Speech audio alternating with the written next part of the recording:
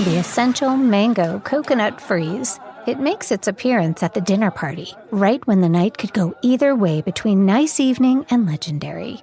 Served in 8 perfect stoneware bowls to the sounds of circa 1950 bossa nova. Seconds, a good debate, and an impromptu round of never have I ever follow.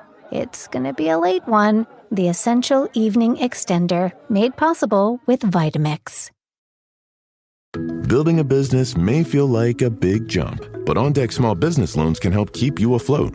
With lines of credit up to $100,000 and term loans up to $250,000, OnDeck lets you choose the loan that's right for your business. As a top-rated online small business lender, OnDeck's team of loan advisors can help you find the right business loan to fit your needs. Visit OnDeck.com for more information. Depending on certain loan attributes, your business loan may be issued by OnDeck or Celtic Bank. OnDeck does not lend in North Dakota. All loans and amounts subject to lender approval. But the concept that I love is, and the example I give to everybody is, how often do you see somebody and you can't remember their name and you're like, what's their name? I can't think of their name. What's their name? What's their name? And then 2 days later, you remember their name.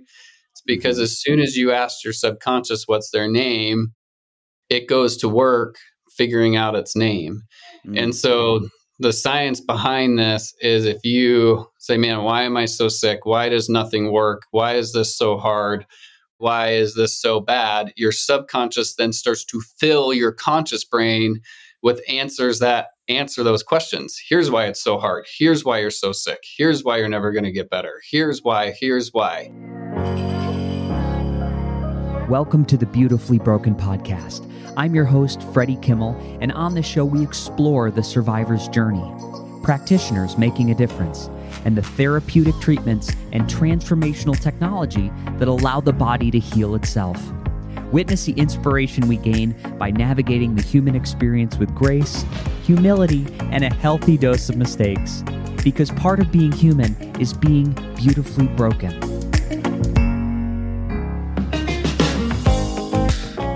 Ladies and gentlemen, welcome to the Beautifully Broken podcast. We are here with Dr. Ryan Meyers. Ryan, welcome to the show.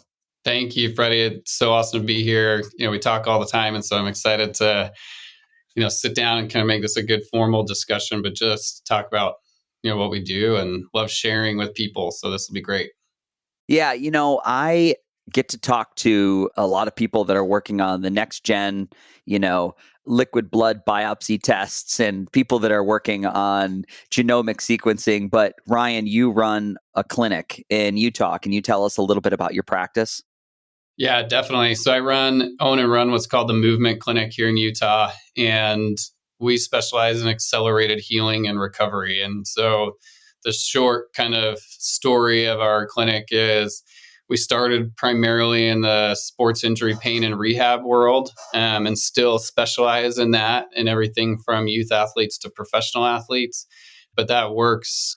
And really, it's us, right? It's middle-aged, healthy, active individuals trying to live active lives, but dealing with either acute and or chronic pain. So we have a huge specialty in solving chronic pain. Through this whole journey, my wife went through a 16-year chronic illness journey.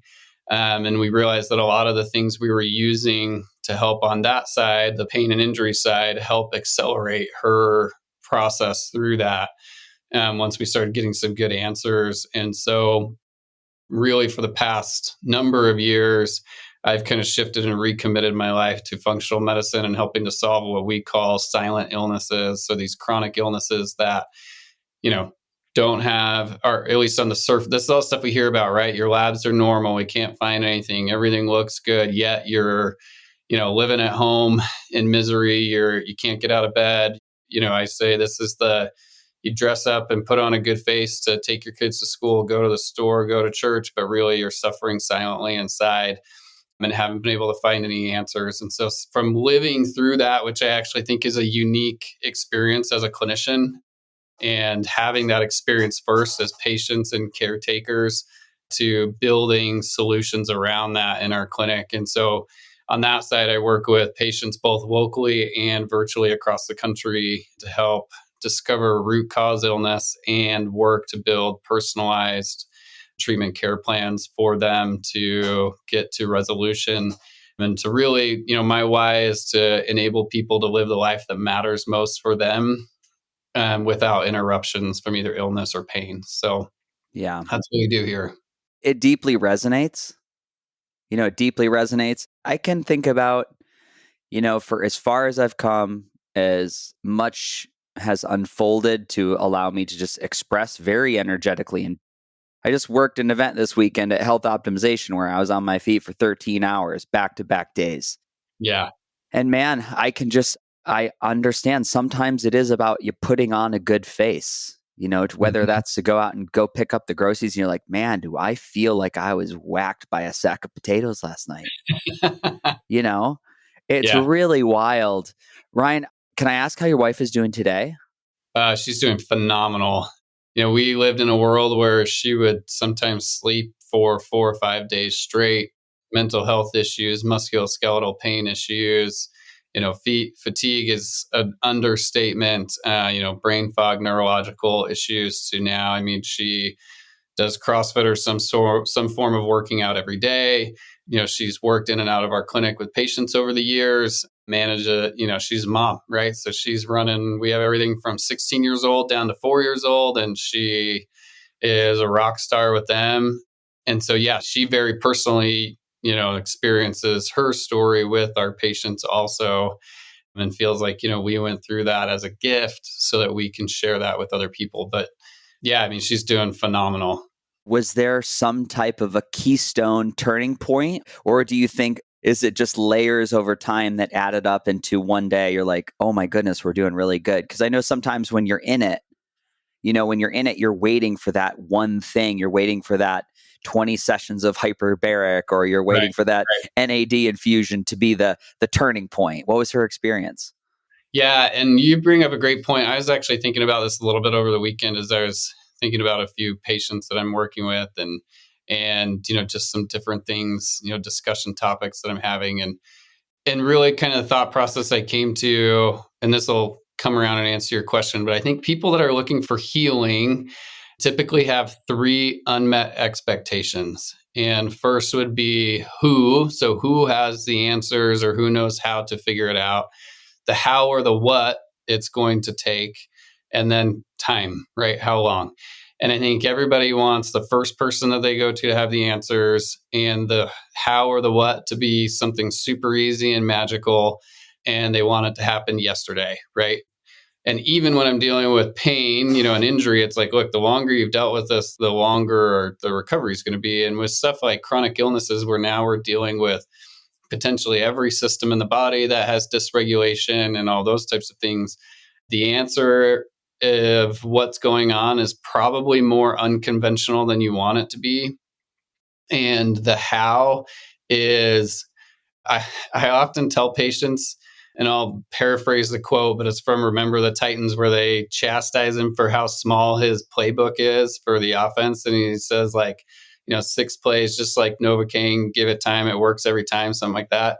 People want the magical, flashy, new, glamorous, when often it's the right things applied in the right way consistently over time. And then as far as timing goes, I tell people, like, look, like, everybody reacts and responds differently. And that's why as a clinician, we have to be able to know how to adapt and shift and pivot based on how patients responding to care. And so, there's a lot of cookie cutter stuff out there. So now flip back to answer your question with my wife. The things that, especially looking backwards, but even in the moment, because in the moment, yeah, you're like, man, we've been at this for years. We've spent thousands of dollars. We've done tons of things. And in the moment, it's hard to notice progress sometimes. The other analogy I tell people, it's like when you're trying to lose weight and you're working out and you see yourself in the mirror every day and you think nothing's changing. And then you see someone you haven't seen in a few months and they're like, holy cow, you look amazing. Very similar with healing. When you're living in your own skin every day, sometimes it's hard to see those 1, 2, 3, 5% changes, which are significant. But when someone on the outside is not living in your skin, sometimes we see that more often. And so in the moment, yeah, sometimes we were like, man, like, what are we ever going to get out of this? Is it ever getting better? And the journey's not linear. So we'd see bumps and then she'd dip again, and we'd see bumps and then she'd dip. What was interesting is we looked backwards the consistency. So my wife is like if I'm doing something, I'm doing it all in type of a person. And so what that meant for us was, and for her, is if her clinicians told her to do something, she did it 100%. She would do the diet 100%. She would do the treatments 100%. She would not miss a day. She would detox 100%. She did everything. And I think what was interesting at the time, she's kind of going through this journey with another, kind of with like a group of people that were going through similar journeys. Mm-hmm. And we started to notice that she was accelerating and improving at a different rate than others. And when you start to dig in and look, just compare one to one, consistency was the most dramatic thing that changed. And she will tell you consistency on diet and consistency on detoxing. Even when everybody might have been getting similar treatments, her consistency and dedication to those was dramatic. And then I think the other thing which kind of spurned off, for us to see, wait, there's something else going on here. So I had been introduced to hyperbarics really early in my clinical profession, and we've always had that in our clinic, and we're using that really heavily and to help accelerate healing and recovery with our pain and injury. And when she was going through her chronic illness journey, she was using hyperbarics very consistently. And that's where we started to say, okay, she's consistent with these things, but also there's a few other things that she's doing that we started to notice her progress was changing and was moving at a different rate. She'd have those dips, but they were shorter and what I would say less deep each time a dip would come. So that's where we started saying, okay, there's stuff happening here that's different. Yeah. So now how can we leverage the knowledge that I have and that we were using the success, look at the research of what's happening, and then really understand different ways to look at how to uncover root cause illness or root cause issues that are driving illness, and then put together a new system or infrastructure of patient care that it really doesn't exist out there in the same way. And I shared with a friend yesterday, it's a line from the live action Cinderella where early, bear with me, early on, she meets the prince in the forest, doesn't know that it's him, and he's on a hunting trip, and she asks him not to kill the animal. And he says, well, we're hunting, it's what's done. And then she says, just because it's what's been done doesn't mean it's what should be done. And that's always stayed with me, especially in a patient care approach, is too many patients are seeing practitioners that just do what's been done. And conventional and traditional means produce conventional and traditional outcomes. And so what I believe and what we discovered with her and now apply with all of our patients is to get lasting outcomes and results that are different than what's happening other places, you have to have unconventional solutions to problems and be able to look at things unconventionally. And so that's really what we learned and did through her journey, and now have created and try to multiply with the patients that we see on a daily basis. Yeah, beautiful. Beautiful. Yeah, I really like the piece of when I'm listening to you walk through your wife's story, like I'm aware of how strong the negativity bias is within the mind. And that is a hardwired primitive instinct to keep us alive. And at the same time, the mind is saying, we're not better. We're not better. We're not better. As opposed to like what had been done in that group situation in which your wife started to pull away from the pack, they were actually acting as a mirror. And so it gave you like, wait, this is a benchmark. You're pulling away. And so I think it's so great. It's like whatever you can use to identify, like, did I go down for 2 weeks? Did I go down for 3 days? Because the minute I will tell you, let's just say a lot of the times my down was a small bowel obstruction. It's a really bad pain, right? 3-4 days of vomiting. Yeah. If I get that pain today, I go through the same scenario. I'm like driving to the emergency room. I'm picking what hospital I'm going to go to. I think about how long, like I'm imagining like, oh, I wonder what I would use to recover from the surgery. My brain is mapping out the worst, even though the pain today, it's like a 2 out of 10, where it used to be a 10 out of 10 for years and years and years. And I have the tools, right? Castor oil packs and pulsed electromagnetic field and all the things that I do to put the body back into parasympathetic and remind itself that it's safe. Yeah. But it's the same story that I still wrestle with. And I can remember how strong it was. It could be, the episode could have been 3 days, but the 2 weeks after, I was very depressed, didn't really feel safe, that because, and a lot of this time I was doing it on my own. So I didn't have that support system necessarily to be like, oh, it'll be okay. My story was nobody knows what this is like. I'm the only one going through this. Nobody is as sick as I am. And I think with these chronic illnesses, it can be so dark at times that you get lost in that story. Yep. And I'll add on to that chronic illness, and I'll say chronic pain, right? It's something that you live with some sort of invisibility with. And it's hard to describe, and it's hard to, and you're right, your mind, and that's what's so interesting. We're hardwired from a survival standpoint to say all those things subconsciously so that our body goes into protection mode. But the reality is that's not a healing place. And so, and that was another thing that my wife was really big on and still is, she quickly realized that if she got on, or paid attention to, all these message groups, Facebook, social media, like it's all just negativity. And she made a conscious choice to stay out of it. And so, look, we talk with our patients big too about journaling for a lot of reasons. One, gratitude is powerful, and a lot of them don't believe that until they do it. But then two, being able to look backwards and say, oh, wow, like 2 months ago, when this happened, I felt like this. And today I feel like this, and it's still not great, but holy cow, it's, 2 months ago, I couldn't even get out of bed. Today I was able to get out of bed, take the kids to school, go to work, do whatever. And I was tired at the end of the day, but I had energy to do that, right? Because people will come to me and be like, well, I still have fatigue, or I still have pain. And it's like, well, yeah, you still have pain, but you worked in the yard for 6 hours yesterday, where a month ago you couldn't even get out of bed. Or you still have brain fog or chronic fatigue, but you were able to make it through a full workday and then had to crash at night.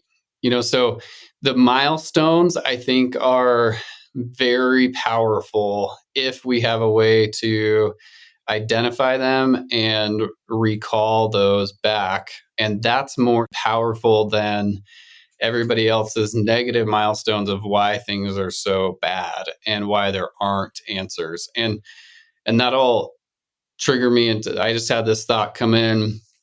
There's a law, and there's actually a lot written about this, that your subconscious has to answer every question that you ask it. And so, there's books written called Change Your Questions, Change Your Life, right? But the concept that I love is, and the example I give to everybody is, how often do you see somebody and you can't remember their name, and you're like, what's their name? I can't think of their name. What's their name? What's their name? And then 2 days later, you remember their name.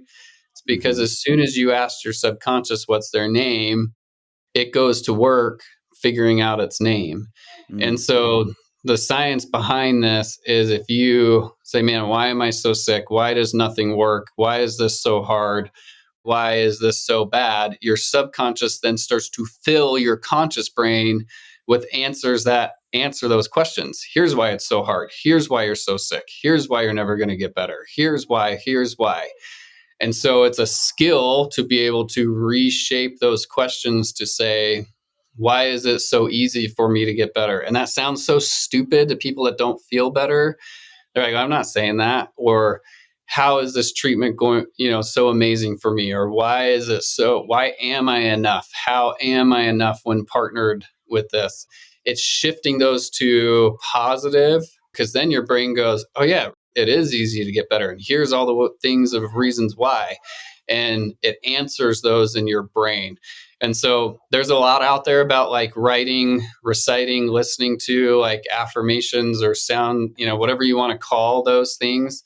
I'm a big proponent of writing down and reciting questions every morning also that have to do with this. So, why am I enough here? Why is it so easy for me to get better when I do these treatments? Why is it so easy for me to do this?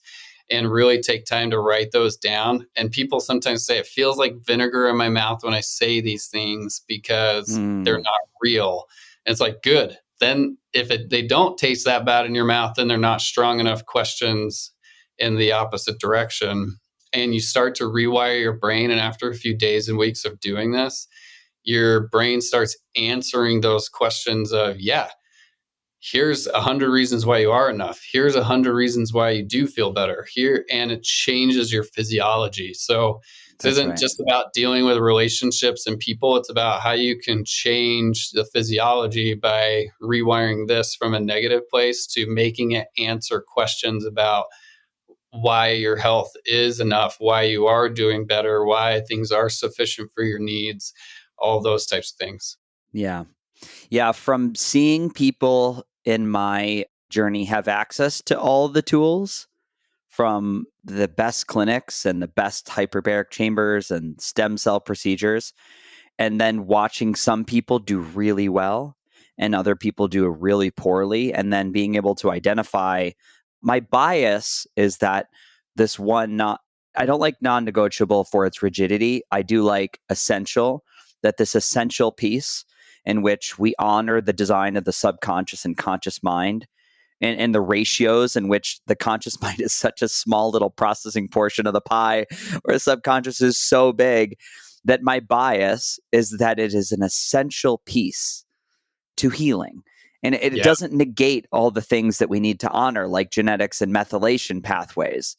And it's an essential piece. And that's just been my experience. Well, and I think, and here's where I love talking about this type of stuff. But then the other answer is, well, how does this come down to be really tactical and like actual day to day? Because, yeah, you talk to somebody who's been struggling with stuff for a long time and they're like, yeah, cool, I can do all that. I'm like, okay, then start with showing up every day. Start, whether that means you might have to extend your trust for a certain amount of time to say, okay, I'm just going to show up to my appointments every day. Or I'm going to take this supplement every day, even if I don't totally believe, understand, or whatever. Because yeah, so you can ask somebody to write a journal, you can ask somebody to work on their subconscious mind, you can ask them to do all that. And a lot of times people are not in a place where it's like, yeah, I get that, but what are the answers? Like, okay, so trust me on that. In the meantime, the soundtrack has to be, I'm just going to show up. I'm just going to show up. And I try to teach that a lot. It's like, look, the consistency is what matters. Again, I'm a visual analogy person. It's like, look, you don't go to a gym one day and walk away with a six pack unless you're Freddie. Yes. But, and it's the same here. It's like, look, if you've been sick for a decade, you're not going to do a couple of therapies a week and take a supplement and be better. Yeah. We are literally rewiring and changing your immune system, your physiology in a number of different ways. And it takes time. And so the original soundtrack or question might be, why is it so easy to show up? Why is it so easy to take this supplement every day? Yeah. And that's the type of thing, even with like eating, people are like, ugh, I have to eat this way. I'm like, no, you get to eat this way. You get to choose to do that. And when that shifts, it's so much more empowering.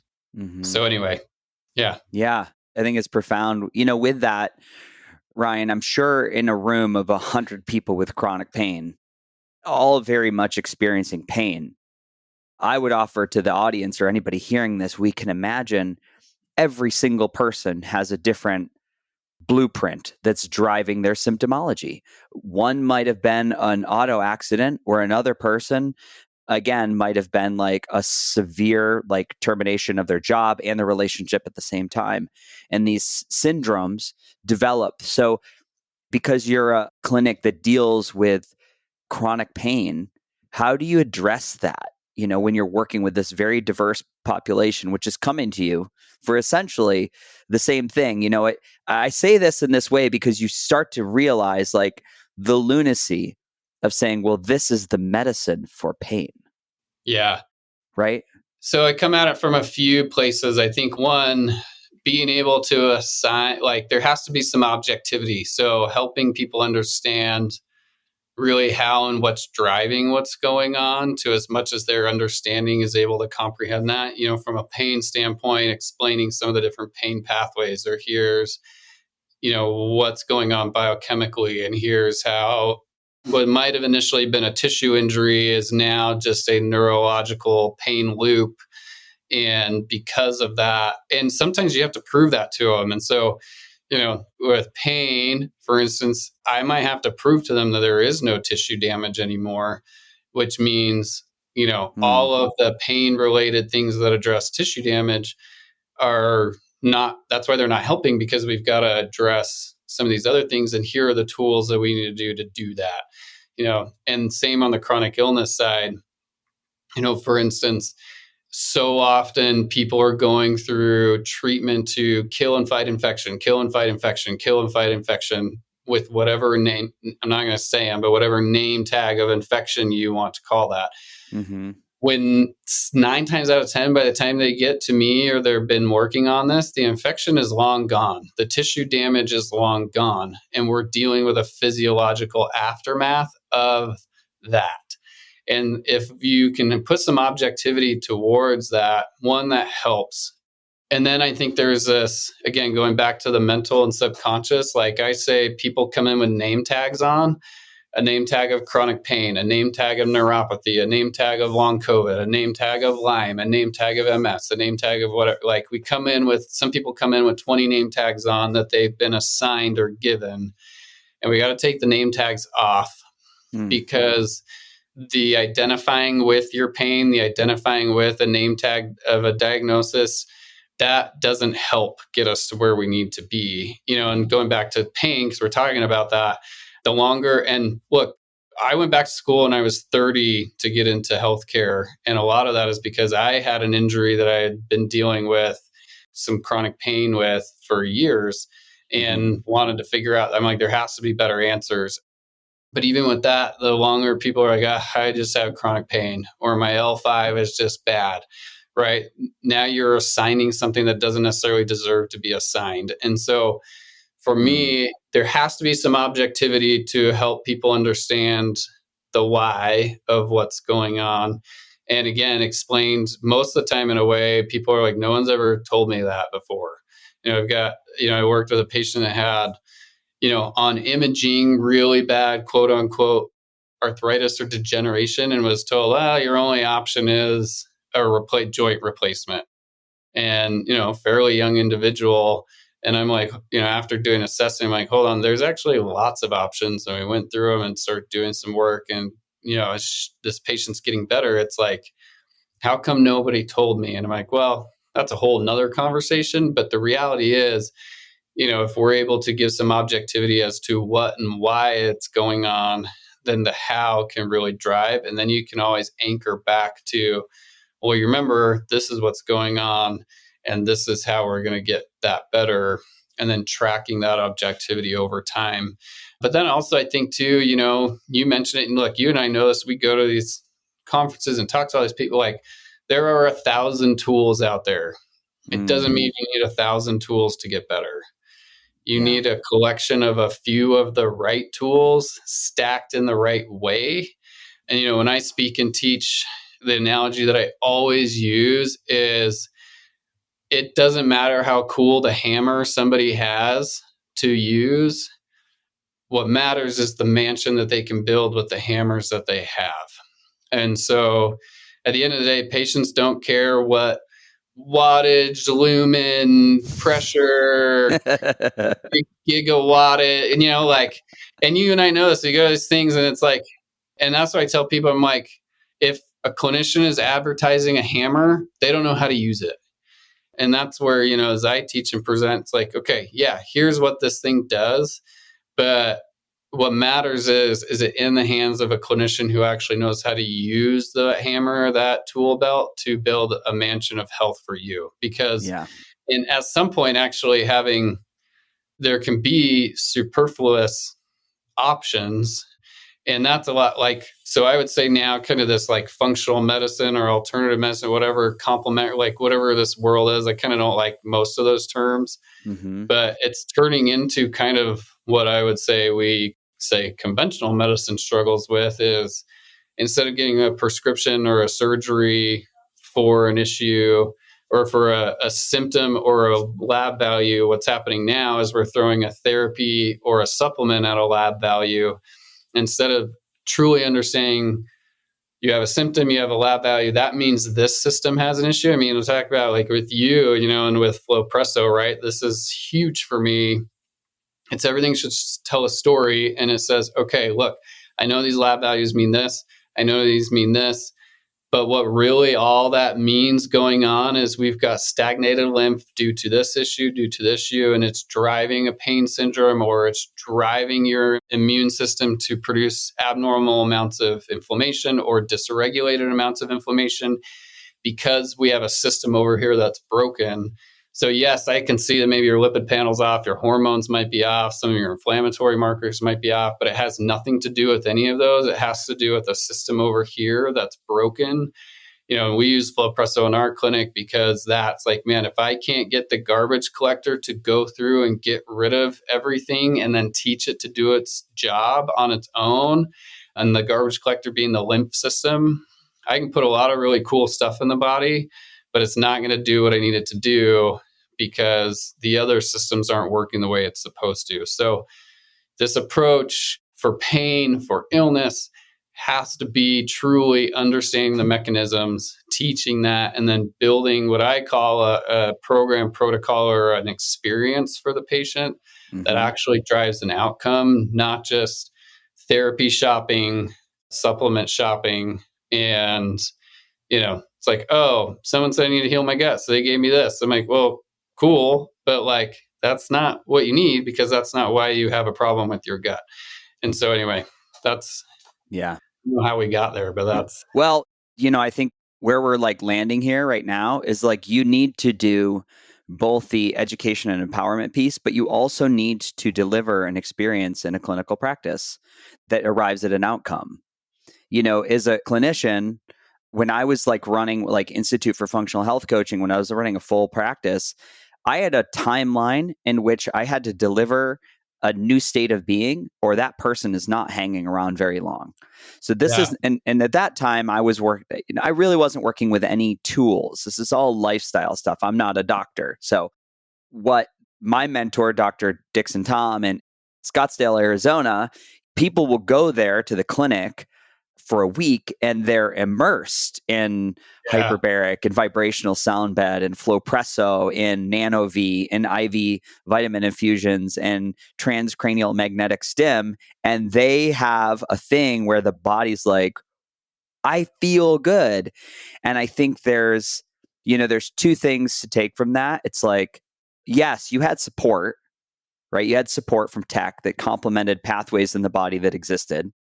And you just got evidentiary proof that you can do it. Like you can feel this way. Now, the reality is, unless you had never-ending funds, which I don't think you want that to be your life, plugged into all these things all the time, but it's not realistic. So how do you take that lesson that you got in the clinical practice, and how do you, again, work with the other pieces? Like we're saying, like, well, that now, is there an internal story or a question? It could be like, hey, look what you just did, body. Is this valid? It's like, can you celebrate this experience? Are you interested in feeling like this more? So I think to your point, like how you're stacking therapies in a clinic is very important, and not having like, here's our 100 devices and 100 supplements. It's like, intentionally understanding what does your little like, what does your roadmap look like here over the next few months so we can show you like a little bit of improvement in your terrain. Yep, totally. Ladies and gentlemen, if you know anything about me and my Instagram, I love red light therapy. Specifically, LightPath LED has launched a light called the Diesel series. So this focuses on pulsed light frequencies, which have been used in wellness centers for over 20 years. These panels are 15 inches wide. They have a 5-year warranty that is the longest in the industry. And they focus on 630, 670, and 810 wavelengths of light because those are the most researched and the most powerful in the human body. This panel pulses between 1 and 9,999 hertz, and every purchase comes with a phone consultation so you can best know how to use it. LightPath LED is the panel that I've used since I got into wellness. They are tried and tested. They are a fan favorite, and I am telling you, if you shop around, you look at one of these panels next to the industry standard, you will be blown away and you will not be sorry. You can use code BeautifullyBroken for a discount to start using red light therapy in your home today. So let's jump on in and let's shine the light. Now we'll go back to our show. The one phrase that's keep coming to my mind over and over in this discussion, and that's another mindset piece, but I think it's also another reality piece that we teach daily, is what we call the upside to pain or the upside to illness, especially when dealing with chronic. And what I mean by that is, and most people don't realize this until they're on the other side, but we'll use pain for the example, right? I mean, if you've had chronic pain in your back for years, eventually there becomes an upside where, I mean, quite literally, you're potentially not able to do a lot of stuff. You're not able to lift a ton of things, maybe do some types of jobs. So over time, certain things are less expected of you. Same with like a chronic illness, and you can't get out of bed, you have fatigue, and it's real, right? And so there's less expected. You have something that you identify with to talk about that gives attention, that gives validity to what you are and who you are. And we see this all the time, that at some point through a healing journey of pain or chronic illness, as your function starts to improve, there's almost like this roadblock that's, wait, hold on a second. As I get better, as I don't have these symptoms and I'm able to do more is expected of me. There's less sympathy. I have to get up and go to work, or I have to do these types of things, or I have to cook meals and take care of the kids. And the warning that we give is, that's what you want. That's what you came in here for. But that survival mechanism in your brain says, well, wait a second. And look, I see this in our gym all the time. That person that always talks about their bad shoulder, they have something to talk about to everybody and identify with and get attention from. And it's like, and I'm like, why don't you come in and get treatment? They're like, I got to do something about it. But they never do, because the moment it goes away, they lose a status, right? And it's the same with illness. And so we teach this upside of pain or this upside of illness, because the upside is there is some form of attention and validity and less expectation. And so I remind people all the time, look, no, you actually want expectation. You don't want to be popular because you're sick. You don't want to be this. You want to have the challenge of getting up and going to work and being pain, and like getting back into society. And so that's a big piece too, that I think is, as you're doing all this, and that's why we get really clear on what are your goals and what's your vision, and we're going to help you get there. So this is why I call it a patient experience, because it's more than just, here's these supplements, do these IVs, do this, and you're going to get better. It's like the experience is, we're on a racetrack now to get you to a finish line. And it's a multifaceted approach that gets you there. Yeah, 100%. 100%. How versed, I mean, this is not the average, this is not the average conversation clinics have with patients that are seeking. They just, I mean, it's very unheard. I mean, it's great. I'm sure people are listening to this and be like, wow, my doctor's never even asked me if I sleep or what I eat or how I feel. It's not normal. How many people work in the clinic? I'm just interested. So currently we have about 10 employees. That's a mix of part-time, full-time, health coaches, some remote. And so, everybody kind of fills a role in that. But we also talk about that, from the beginning to end. Everybody has a role in everybody's healing journey, from when you answer the phone to when you greet them at the door to when you check them out and deal with their finances, to putting the IV in there. Like, every experience can be a healing experience. And even if you're just, the therapy tech that's putting them in or out of the HBOT, your interaction with them is a healing experience. So, yeah, profound. Yeah, it's beautiful to hear there's a level of awareness happening at clinics, because it's not the norm.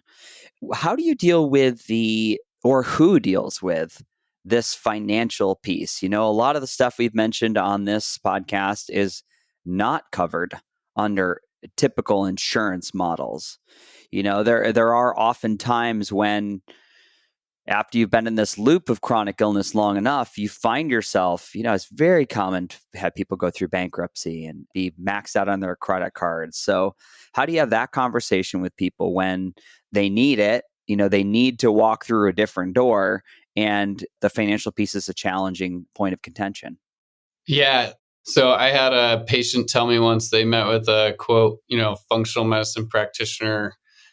And I thought this was fascinating that he said this to a patient, but he said, look, I could literally bankrupt every patient if I wanted to. I'm like, well, first of all, that's interesting because I never thought about that, but you're right. So who handles that? I mean, our team does. We have people that have those financial discussions with people. Again, I think this is one of the biggest challenges. I think if I could treat people for free and be able to support my family and keep our lights on our business, I might find a way to do it. But, unfortunately, therapies cost money to deliver and staff. And so, I'll tell you, at least in our area, most of the therapies that we offer were significantly less expensive, but it still costs money. So where we might offer an IV that we might charge $150 for down the road, somebody might be charging $300 or $400 for that. Yeah. And so, it's balancing business and healthcare is an interesting thing because it's like, look, I got to be able to keep the lights on and deliver the care that we have, and things cost money. And I think, again, having lived through this as a patient, we can tell that story too of like, look, I was there. I know it was like every couple of months having to come up with several $1,000s for, well, we did this, we got to shift, we got to move, we got to do. So, we've explored some different things over the years, and honestly, consistently try to explore new and different ways to try to ease that burden and make it more sustainable.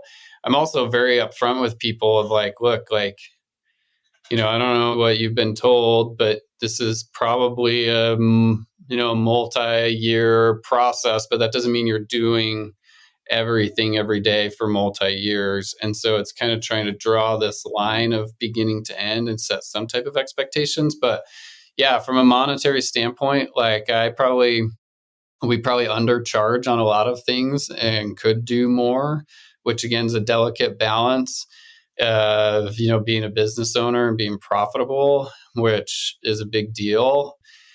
But I also believe that you could have the coolest things in your building, but if nobody can take advantage of them, it doesn't matter. So it's how do you find a balance? And it's a fine balance. And all, even, in transparency, I feel like we are constantly looking at that and trying to figure that out. And and shifting and adapting even some of our pricing models and how we go about that with people, because I want people to get better. I want people to have access to care that matters. I have a family and I've got employees that have families. And I don't think most patients are aware of that. But then again, you have to deal with the heartburn of, where they've been through already. That's right. And be sympathetic to that. And what I find sometimes, some people are like, hey, here's the first phase of the plan and it looks like this, let's dive in. Some might say, I can do this right now.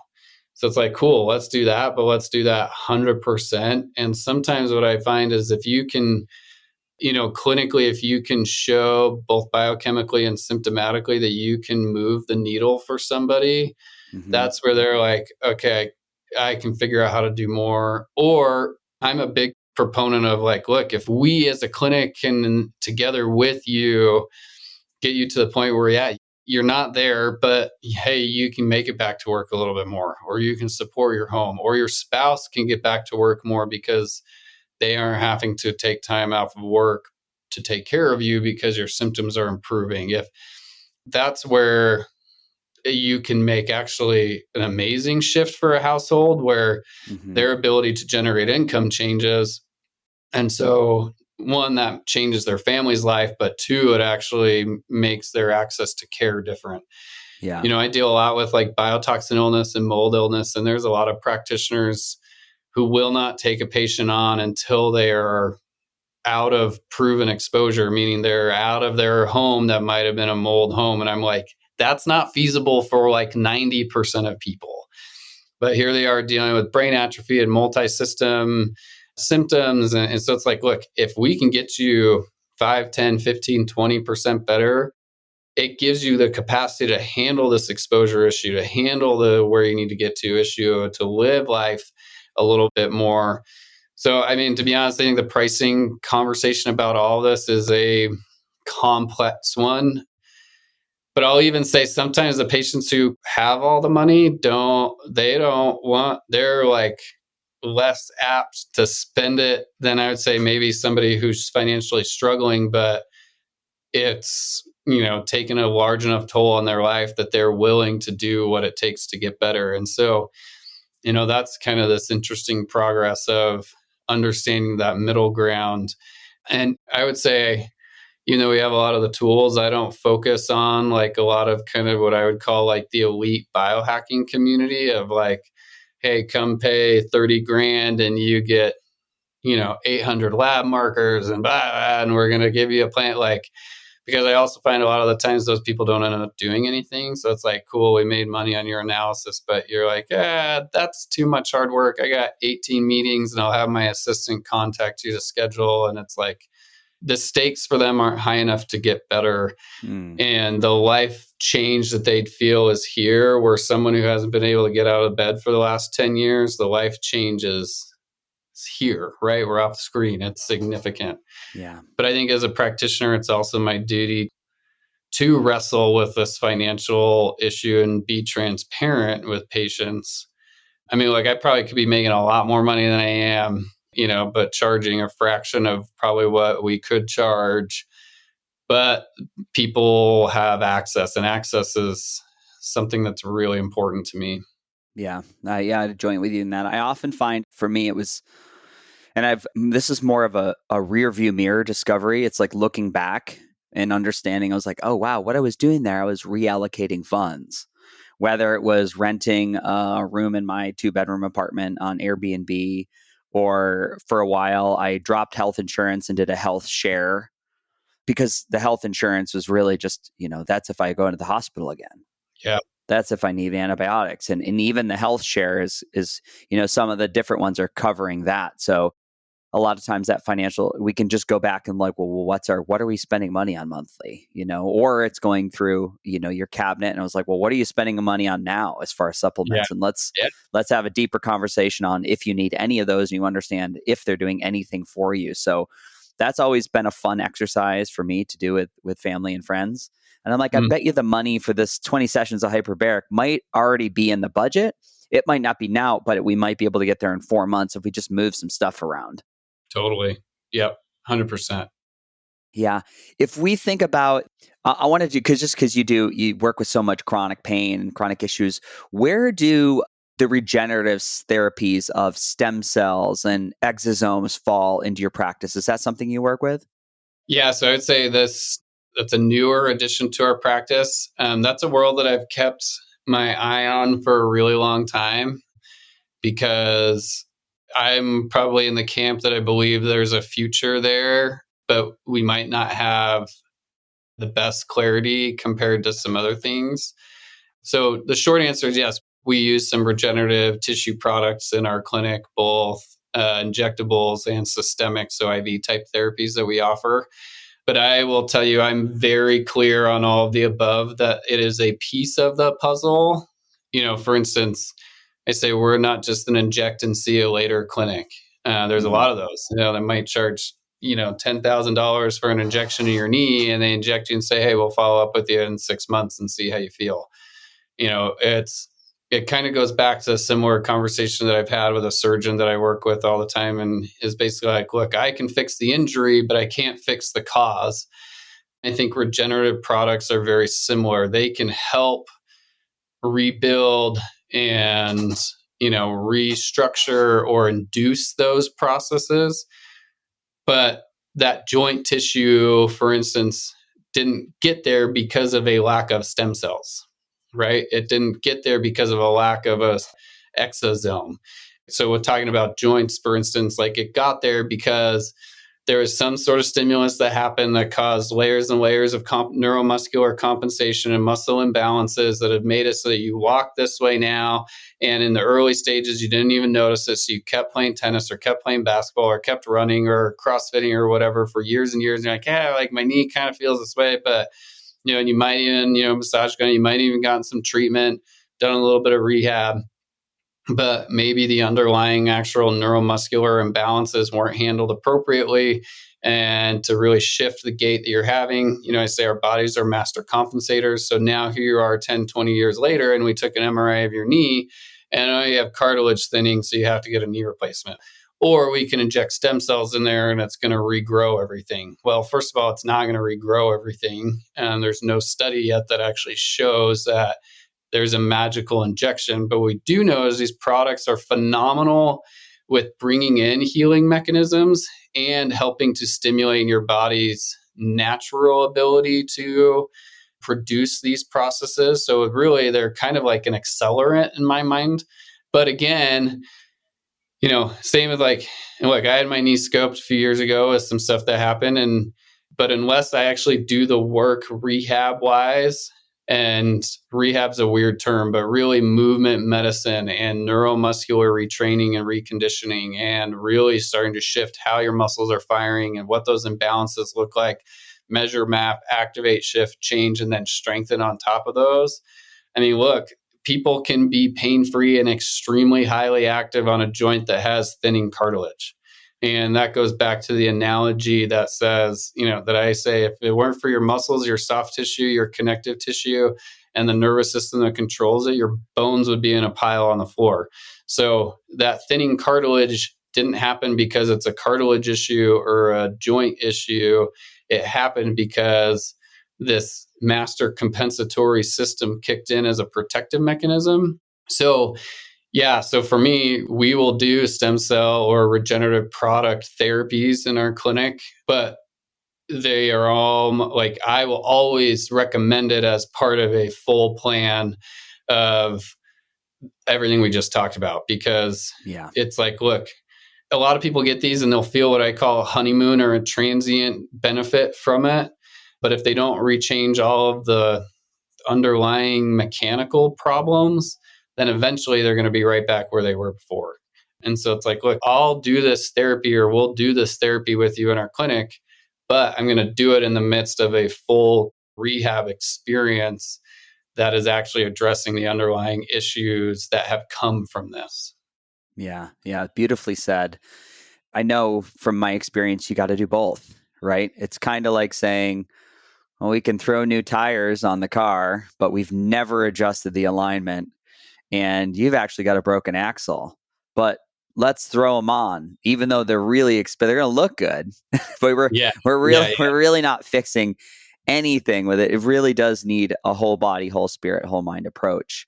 Yeah. It's really good to hear. It's always good to hear it framed in the right context or a perspective. You're working in clinical practice, so you've seen these things work and not work, right? And I just want everybody to hear that at home. I always had a story that there was my lack of healing or progress is because I didn't have enough money for a hyperbaric, or I didn't have enough money for, 10-pass ozone. You name the thing, it changes over time.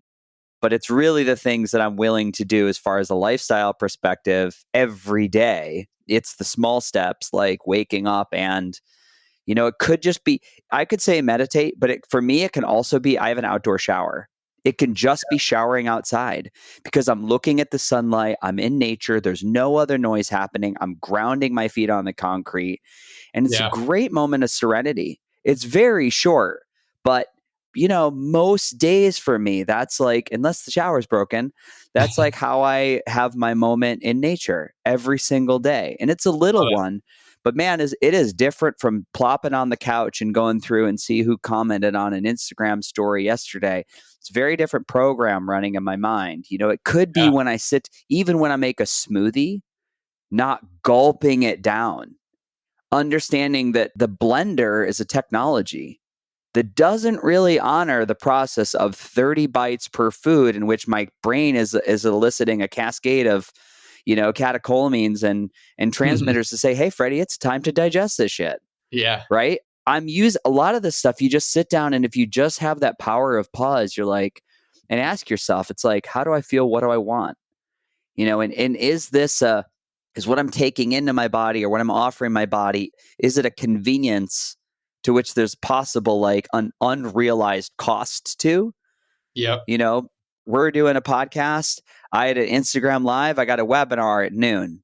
But the next thing I'm doing is I have to unload the car from the event. So I'm going to throw the weighted vest on. It's only going to take me, 20 minutes to put everything away, but I'm going to do it with a 45-pound weighted vest. So I'll get a little cardiovascular pump. So I'm always thinking like, where can I engineer in the things and stop this story that I don't have time to work out today? Because that is such a story. And I don't mean that in a pointed way to people. I mean that like, I promise you there's a way to get it in that isn't extra. It's just different layer you might not have thought about yet. Totally. Love that. Love that. Yeah. Thank you for that. Yeah, it's real. I want to ask you just like 2 follow-up questions. Again, just for fun, because you have a lot of cool tech in the office.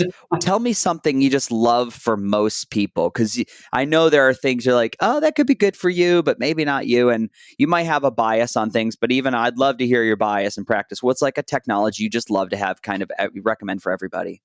Yeah, I would say, so probably the first thing, and this is what I teach our clinicians, but also everybody else that I come in contact with. So, hyperbarics is a huge component of what we do. We have 4 of them in our clinic, and we could save this for another conversation, but the form and style that we use is so safe, so healthy. So like we've got over 20,000 hours without an adverse reaction that it's like, it gives me confidence to say yes to a lot of things.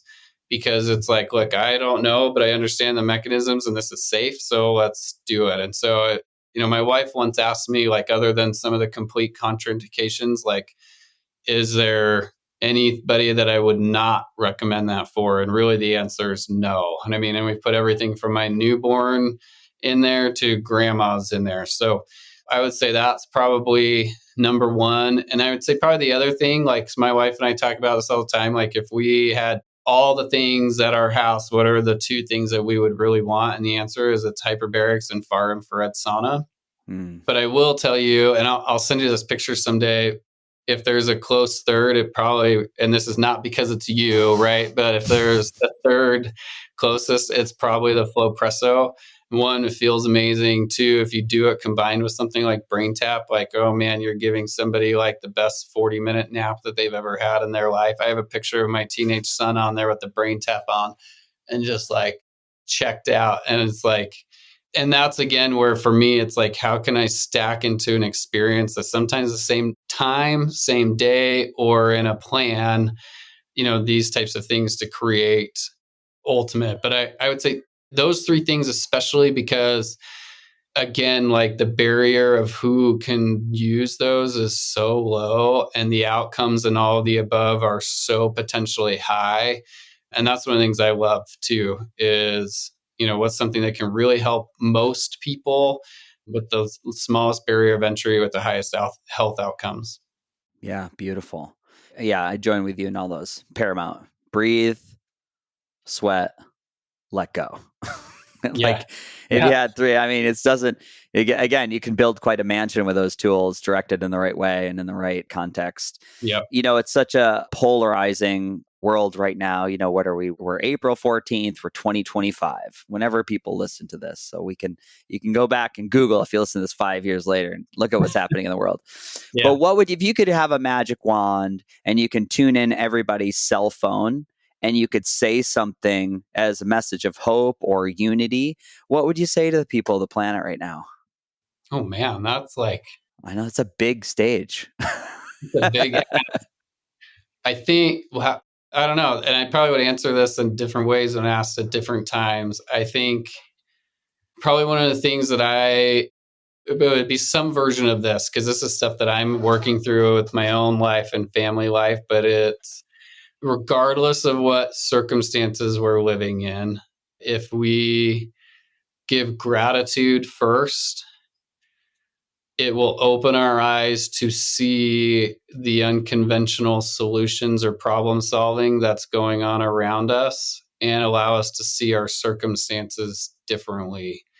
There's a quote from a leader of my church where he says, "Joy has very little to do with the circumstances of your life and everything to do with the focus of your life."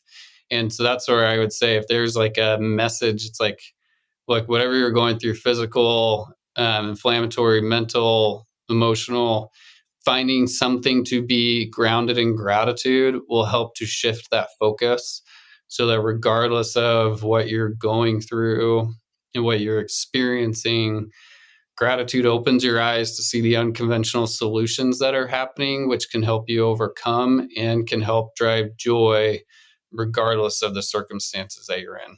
Yeah, beautifully said. Beautifully said. And where can people find you, whether it's the internet or Instagram, or where can people learn more about your clinic and your practice? Yeah, probably the best place is, our website for our clinic is www.themovement.clinic. That's probably the best place to find me. And I can connect you to me, to us, to our social media, all of those types of things. Wonderful. Wonderful. Well, we'll do it again. Yeah, Can't wait for this to get out. What a great conversation and great way to start my morning. Appreciate you. Yeah, I love you, Freddie. Thank you. Yeah, big love.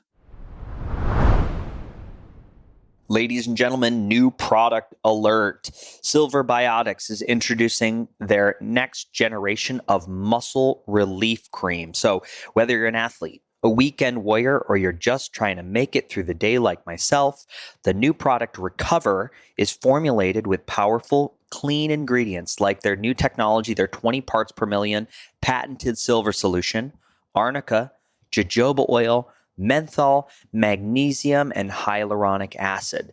This cream has provided me unparalleled relief in the gym. If you know me, you know that I'm always doing leg workouts, quads, hamstrings, calf.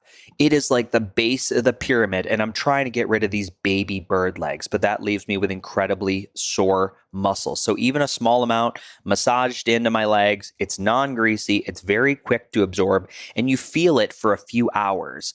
You can use this up to 3 times a day, post-workout soreness, or just for everyday fatigue. The biggest thing I love about Silver Biotics is they give a 30% discount to the Beautifully Broken audience. You are getting this stuff at cost. So to keep moving strong and keep moving, try Silver Biotics Recover. I love it. You can use code Beautifully Broken in the cart, and let's rock and roll. Ladies and gentlemen, here we are with season 9 of the podcast. We're about to crest into year 6. Can you believe it? I'm so glad you're still here. And I just wanted to remind you, if you like the show, please head over to Apple or Spotify and give us a 5-star review. It really expands the listenership. Now, there's one big way you can continue to learn and deepen the relationship that we started in this very episode. You can go to beautifully.broken.world and you can check out our brand new website and store. Listed are all the technologies, the supplements, the self-quantification, the products, everything that I love, I personally use, and I've curated for this audience. Most of the items have a significant discount just by using the link or our code, Beautifully Broken, all one word, and they do support the podcast through affiliations. Now, if you want to see the faces of our guests and you want to watch me unbox products and see reviews, you can go over to YouTube at Beautifully Broken World. Now, this next message is from my vast team of internet lawyers. The information on this podcast is for education. By listening, you agree not to use the information found here as medical advice to treat, diagnose, or cure any medical condition in yourself or others. Always consult your guiding physician for actual medical issues you may be having. Now, in my closing, we are truly in a paradigm shift. We need you at your very best. So use these conversations as a jumping off point for further exploration. Always listen to your own body. And remember, while life may be painful, how we put the pieces back together is a beautiful, beautiful process. I love you so much. I'm your host, Freddie Kimmel.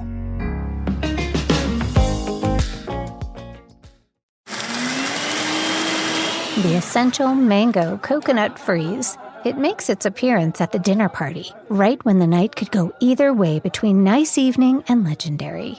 Served in 8 perfect stoneware bowls to the sounds of circa 1950 bossa nova. Seconds, a good debate, and an impromptu round of never have I ever follow. It's gonna be a late one. The essential evening extender, made possible with Vitamix. Building a business may feel like a big jump, but OnDeck Small Business Loans can help keep you afloat. With lines of credit up to $100,000 and term loans up to $250,000, OnDeck lets you choose the loan that's right for your business. As a top-rated online small business lender, OnDeck's team of loan advisors can help you find the right business loan to fit your needs. Visit OnDeck.com for more information. Depending on certain loan attributes, your business loan may be issued by OnDeck or Celtic Bank. OnDeck does not lend in North Dakota. All loans and amounts subject to lender approval. We had a 1,200% increase in sales using TikTok ads. My name is Linda, and I'm a co-founder of Love & Pebble. We created Beauty Pops, a frozen facial that melts into nourishing skincare. I started this business with my husband, and we do everything from packing orders, marketing. Before, it was just me creating videos, but now I have over 2,000 affiliates that are working with us. If we can do it with TikTok ads, you can too. Want to grow your business fast? Head over to getstarted.tiktok.com/TikTok ads.